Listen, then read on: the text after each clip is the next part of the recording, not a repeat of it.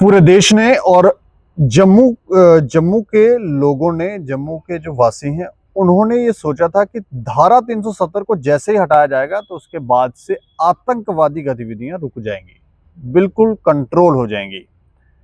लेकिन ऐसा होता हुआ दिख नहीं रहा है। काफी हद तक चीजें कश्मीर में ठीक हुई, लेकिन पहलगाम में जो आतंकी घटना हुई है उसके बाद एक बार पुनः एक प्रश्न चिन्ह लग गया है कि आखिर ये आतंकवादी रुक क्यों नहीं रहे हैं, इनमें डर और खौफ क्यों पैदा नहीं हो रहा है। पहलगाम के बाद, पुलवामा के बाद सर्जिकल स्ट्राइक की गई थी, लेकिन उससे भी कोई डर खौफ पैदा नहीं हुआ। और इन्होंने पहलगाम के बाद अब पुलवामा में इस तरह की घटना की है, इतने लोगों का खून बहाया है। इसका रोष देखने को मिल रहा है और इस पर सरकार भी सख्त एक्शन लेने के मूड में दिख रही है, लेकिन इस पर विचार करना भी जरूरी है। और जम्मू के जो वासी हैं वो इस विषय को कैसे देखते हैं, क्योंकि कई वर्षों तक आतंक से ग्रस्त रहे हैं, उस आतंकवाद से धीरे धीरे उभरने की कोशिश लोग कर रहे हैं। तो अब ये सोचते क्या हैं, वो उनसे बातचीत करेंगे। हमारे साथ बातचीत करने के लिए नरेंद्र सिंह हैं, जो विश्व हिंदू महासभा के स्टेट प्रेसिडेंट हैं। इसके अलावा मूवमेंट कल्की के बोर्ड मेंबर हैं। और हमारे साथ पंडित अशोक कुमार शास्त्री जी भी हैं, जो प्रधान हैं डोगरा ब्राह्मण प्रतिनिधि सभा के। तो आप सबका स्वागत है। अच्छा, पहले मैं नरेंद्र जी आपसे ही जानना चाह रहा हूं कि वो डर खौफ जो सर्जिकल स्ट्राइक के बाद इन लोगों में होना चाहिए था, वो क्यों पैदा नहीं हुआ। दीपक जी, इसका जवाब थोड़ा गहराई में उतरने से मिलेगा कि जो लोग ये सोच के ही मिलिटेंट बने कि उन्होंने इस राह में कुर्बान होना है, तो उनके अगर कुछ लोग सर्जिकल स्ट्राइक में चले गए तो डर किस बात का। वो तो आए ही। हर मिलिटेंट की एज जो है 6 महीने से 2 साल होती है। जो मिलिटेंट बना वो 6 महीने के अंदर अंदर न्यूट्रलाइज हो जाता है, और कोई बड़ा अगर किस्मत वाला हुआ तो 2 या 3 साल में न्यूट्रलाइज हो जाता है, खत्म हो जाता है। वो लोग ये सोच के आए हैं, तो डर की बात सोचना या ऐसा मानना कि वो डरेंगे तो वो बेमानी है। लेकिन अब इनका इलाज क्या है। अब इसमें थोड़ा सा हमें और गहराई में जाना पड़ेगा। ये जो एपिसोड हुआ, ये दर्दनाक हादसा जो हुआ, क्या ये पहला है? नहीं। इससे पहले, इससे भी भीषण, इससे भी दर्दनाक, इससे भी विभत्स हादसे होते आए, लेकिन समय का प्रभाव ऐसा रहा कि उस समय मीडिया में अवेयरनेस कम थी, मीडिया वहां तक पहुंच नहीं पाता था। नारकोट का हादसा हुआ, प्राणकोट का हादसा हुआ, छत्ती सिंहपुरा का हादसा हुआ, पूरा दिन कत्लेआम गांव में मचाया गया, औरतों बच्चों के साथ जुल्म किया गया। तब वहां सैनिक नहीं हुआ कर रहे थे, जैसे उस समय पहलगाम में देखने को मिला, वैसी स्थिति थी तब पहले भी। देखिए, पहाड़ों में हर जगह तो फौज थी नहीं, आज भी नहीं है, तब भी नहीं थी, अब पहले से बढ़ गई है। तो तब तो रास्ते भी कम थे और सोशल मीडिया, मोबाइल भी नहीं थे, तो ये सब उस समय बहुत ज़्यादा होता था। अब सवाल ये है, इसका हल क्या करें। इसका हल करने के लिए हमें चोर के घर तक जाना पड़ेगा, चोर की जननी को पकड़ना पड़ेगा। जैसे कि ये कौन सी ऑर्गेनाइजेशंस हैं जो उनको तैयार कर रही है, इनके लिए फंडिंग कर रही है, इनके लिए प्लानिंग कर रहे हैं। सिर्फ पाकिस्तान पाकिस्तान कहना, उससे हम सोचें कि कुछ हो जाएगा। वो तो चाहते हैं कि आप लोग अपना काम धंधा बंद करें, प्रोटेस्ट करें और झंडे जलाएं और कैंडल मार्च निकालें। आपका सारा आक्रोश सही है, लेकिन उससे उन मिलिटेंट ऑर्गेनाइजेशंस को या पाकिस्तान की गवर्नमेंट को क्या नुकसान है। आप महीना बंद करके रखिए, उनको क्या फ़र्क पड़ता है। उनका एजेंडा था दहशत पैदा करना,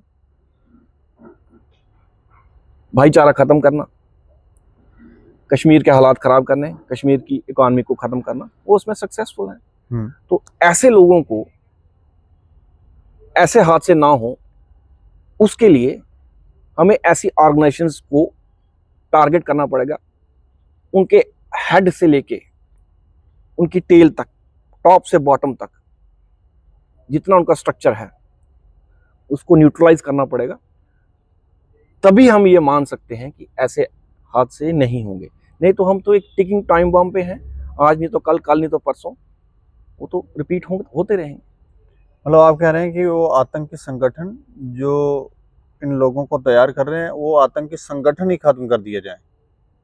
उनकी लीडरशिप खत्म करिए आप, उसमें क्या प्रॉब्लम है?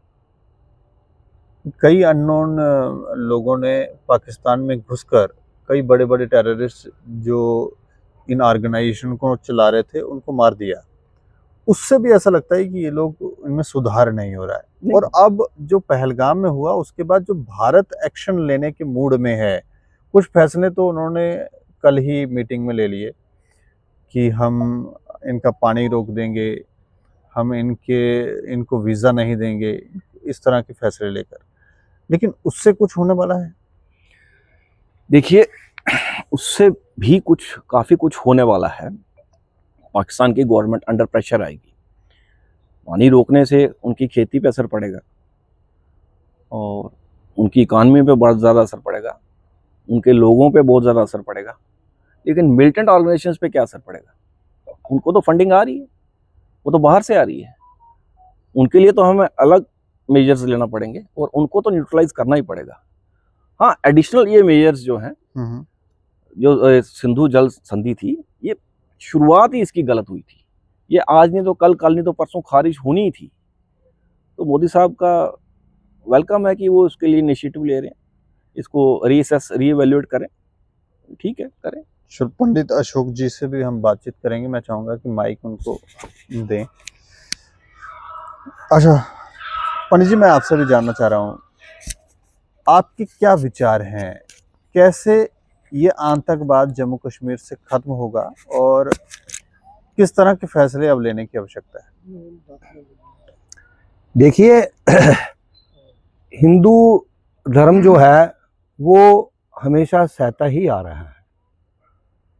हम थोड़ा सा, जैसे मेरे भाई साहब ने कहा है कि पीछे जाना पड़ेगा, पीछे जाना पड़ेगा, हम 500 साल पीछे चले जाते हैं। तब हम कुश से भाग करके हिंदुओं को वहां से भगाया गया। 400 साल पीछे चले जाते हैं, अफगानिस्तान से भगाया गया। उसके बाद हम अभी 47 के बाद की बात करें तो 77 साल पहले पाकिस्तान से भगाया गया। कौन पूछ रहा है क्यों भगा रहे हैं? इसी प्रकार से 55 साल पहले बांग्लादेश से भगाया गया, और नजदीक आए तो 34 साल पहले हमको श्रीनगर से भगाया गया। आज तक उनकी सुध नहीं ली गई। जो भी राजनीतिक आते हैं वो यही कहते हैं कि उनका हम सलूशन ढूंढ रहे हैं, उनको बसाया जाएगा, उनको बसाया जाएगा। अब रिसेंटली देखिए आप, अब बंगाल से भाग रहे हैं। आखिर कब तक? हम ये पूछना चाहते हैं कि जो भी सरकारें हैं, जो भी लीडरशिप है, जो भी हमारे देश को चला रहे हैं, उनको ये, इनसे बहुत सहमत हैं कि जननी को ही खत्म करना चाहिए, और जननी ही खत्म होगी, पैदा करने वाला ही खत्म होगा, तो तभी ये काम खत्म होगा। तो ये बहुत ही दुखद घटना है। हिंदू को जागृत होने की जरूरत है, गौ माता की रक्षा करने की जरूरत है, भारत के बंदरों की सुरक्षा की जरूरत है, भारत की नदियों की सुरक्षा की जरूरत है। वो तभी हो सकता है कि वो जो हमारी एक जड़ है, वो क्या है? सनातन धर्म। सनातन धर्म और उसकी रक्षा करना, उसके तले चलना, भगवान को ही सर्वोपरि। भगवान ने गीता में तो कहा है, यदा यदा ही धर्मस्य ग्लानिर्भवति भारत अभ्युत्थानम धर्मस्य तदात्मानं सृजाम्यहम्, कि जब जब भी भारत के ऊपर ऐसी आपत्तियां, विपत्तियां, राक्षसों का, आतताइयों का जो है बोलबाला हुआ है, तब तब भगवान ने किसी न किसी रूप में आकर के उनको समाप्त किया है।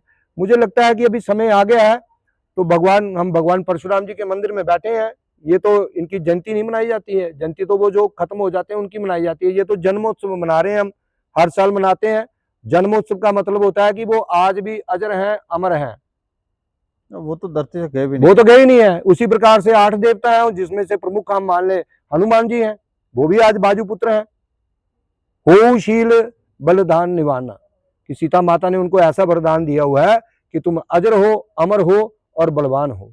तो इस प्रकार से मेरा कहने का तात्पर्य है कि जितने भी हमारे जम्मू के ही और आसपास के इलाकों के हिंदू जितने भी सभाएं हैं, जितने भी लोग हैं, जितने भी कम्युनिटी हैं, उनको सबको अपनी अपनी जगह पे सुरक्षित और संगठित और बलशाली बनना पड़ेगा, क्योंकि हिंदू जो है शास्त्र उठाना भी जानता है और वेद पाठ पढ़ना भी जानता है, यज्ञ करना भी जानता है, यज्ञ करवाना भी जानता है, दान देना भी जानता है और दान लेना भी जानता है। क्योंकि आप पिछले सतयुग से देखते चले आओ कि ब्राह्मणों ने हर चीज को दान किया है। मैं यहाँ पे जातिवाद की बात नहीं कर रहा हूँ। भगवान ने शुभ का खुद कहा हुआ है, ब्राह्मणों मुखमासिद बाहु राजन्या कृता उरु तदस यद वेश्या पद गुम शूद्रो जायत। तो ये चारों वर्ण जो है एक शरीर में है, सभी को इकट्ठा होकर के और अपने धर्म की रक्षा के लिए। और मेरे को तो ये ऐसा लग रहा है कि अभी अपनी रक्षा के लिए हमें क्या करना पड़ेगा।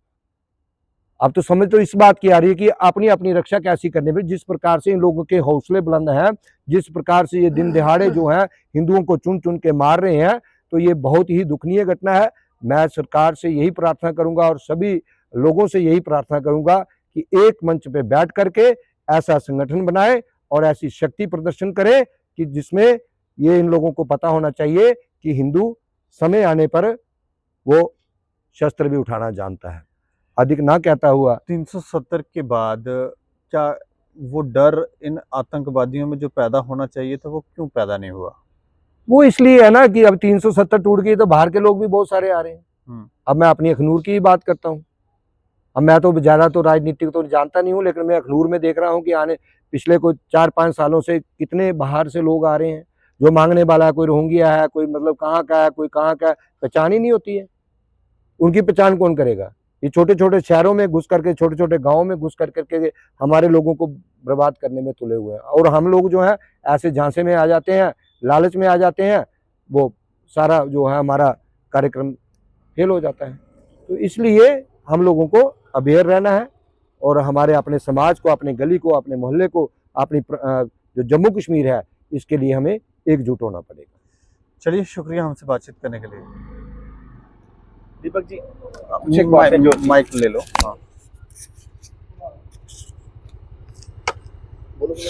जी दीपक जी, कुछ एक बातें जो थी वो आपको बताना जरूरी है, तो इसके लिए मैं आपसे थोड़ा सा समय और चाहूँगा। देखिए, पंडित जी की बात को ही मैं आगे बढ़ाता हूँ। एक बात इनकी बड़ी सुंदर है कि शस्त्रधारी बने। हमारे जितने अवतार हैं, चाहे भगवान राम हैं, तपस्या करने गए लेकिन तीर कमान साथ में था। वस्त्र चाहे कम थे लेकिन तीर कमान जंगल में भी था। भगवान कृष्ण थे, प्रेमा अवतार थे, तो गाय चलाते थे लेकिन सुदर्शन चक्रधारी थे। भगवान शिव हैं, शमशान में चले गए, समाधि में चले गए लेकिन त्रिशूल साथ में रखा है। हनुमान जी है, सेवा में चले गए, दास भाव में तपस्या की उन्होंने अपने जो आका थे उनकी, लेकिन गदा साथ में।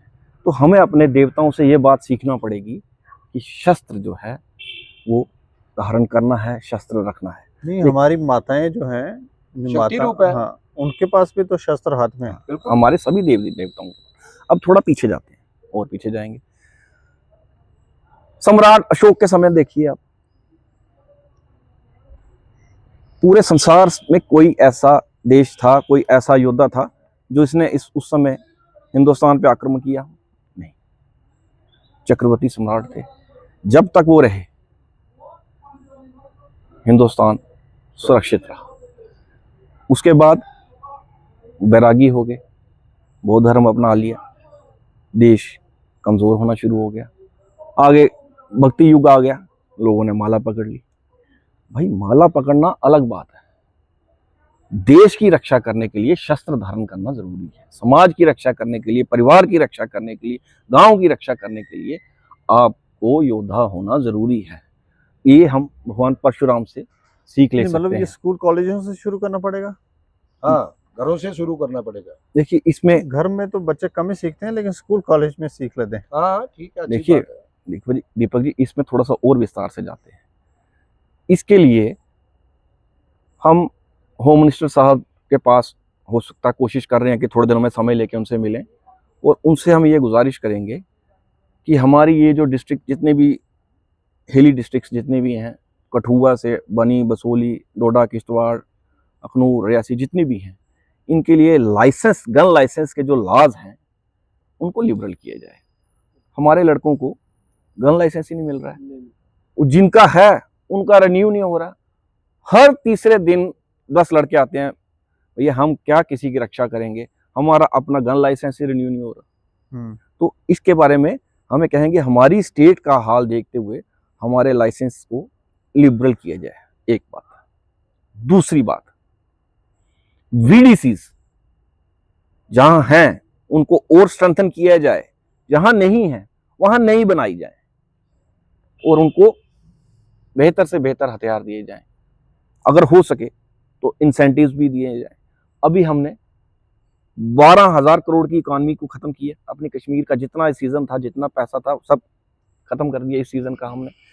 अगर उसमें से 1,000 करोड़ ही हमने अपने डिफेंस पे, इन लोगों के स्ट्रेंथनिंग पे लगाया होता तो ऐसे एपिसोड नहीं होते। हम क्यों ये बात नहीं मानते कि हम अगर एसपीओस को स्ट्रांग करें तो ऐसे एपिसोड्स नहीं हो सकते, नहीं हो सकते। एसपीओस जो पहाड़ों के हमारे लड़के हैं बहुत इफेक्टिव हैं, हमारी डिफेंस फोर्सेस भी उनकी हेल्प से, उनको तनख्वाह बड़ी कम दे रहे हैं। देखिए वो एक अलग बात है, उस पर भी हम आएंगे। मैं ये प्रपोज करता हूं कि ज्यादा नहीं, कम से कम 5,000 एसपीओस पहाड़ों के लड़के, 18-20 साल के लड़के रिक्रूट किए जाए। आप देखिए उनमें कितनी दिलेरी, कितना जज्बा, वो दौड़ते हुए पहाड़ चढ़ते हैं और अगर वो 10 किलोमीटर 20 किलोमीटर भी होगा, कोई आतंकवादी दूर छिपा होगा, उसको जाके पकड़ लेते हैं। आप उनकी जज्बा देखिए, उनमें दिलेरी देखिए, उनकी ताकत देखिए। हम उनको आज तक हमारी लोग, हमारी सेंट्रल गवर्नमेंट उनके त्याग को, उनके जुनून को समझ नहीं पाई। हम ये बात होम मिनिस्टर साहब के आगे रखेंगे कि हमारी स्टेट में एसपीओस को की नियुक्ति खुले तौर पे सभी डिस्ट्रिक्ट्स में की जाए और उनको लेटेस्ट वेपन देके पहाड़ों में छोड़ा जाए कि वो एक काउंटर टेररिज्म एक्टिविटी इतनी ज्यादा बढ़ा दें कि मिलिटेंट्स जो हैं सर ही ना उठा सके। चलो अंत में मैं जानना चाह रहा हूँ कि पहलगाम अटैक के बाद आप भारत सरकार से क्या चाहते हैं? जो बात मैंने कही आपसे, इसीलिए हम होम मिनिस्टर साहब से मिलने जा रहे हैं कि एक बात, ये जितनी टेररिस्ट ऑर्गेनाइजेशंस हैं इनको टोटली न्यूट्रलाइज किया जाए, एक बात। दूसरी बात, हमारे लाइसेंस जितने हैं यहाँ पे लिबरल पॉलिसी की जाए, नए लड़कों को गन लाइसेंस जो है इजीली अवेलेबल हो, जिनके पुराने हैं वो रिन्यू हो, क्योंकि 2-2, 4-4 साल से लाइसेंस रिन्यू ही नहीं हो रहे उनके। तीसरी बात, एसपीओस की ज्यादा से ज्यादा भर्ती हो, अच्छे इंसेंटिव्स दिए जाएं। अगर हम ये 3 स्टेप्स लेंगे तभी ये बात इंश्योर होगी कि ऐसा हादसा दोबारा ना हो। नहीं तो ये एक टिकिंग टाइम बम है कि हम सर्जिकल स्ट्राइक की, एक बीमारी को कंट्रोल किया थोड़ा सा और 2 साल में वो दोबारा फैल गई। चलिए शुक्रिया हमसे बातचीत करने के लिए। तो ये कह रहे हैं कि 370 हटाने से आतंकवादियों को कोई फर्क नहीं पड़ा है, वो अपनी गतिविधियां जैसे वो पहले कर रहे थे वैसे ही कर रहे हैं और अब तो और भी ज़्यादा रणनीतियां बना कर एक्शन ले रहे हैं। ऐसे में ये कहते हैं कि उन ऑर्गेनाइजेशनों को ही खत्म कर दिया जाए जिन ऑर्गेनाइजेशन जो इन आतंकवादियों की जननी है। और कुछ और पॉइंट्स भी रखे हैं, इस पर आप लोग भी अपनी प्रतिक्रिया रखें और देखते रहें टाइम्स ऑफ स्टेट। मुझे और मेरे सहयोगी को दें इजाज़त। नमस्कार।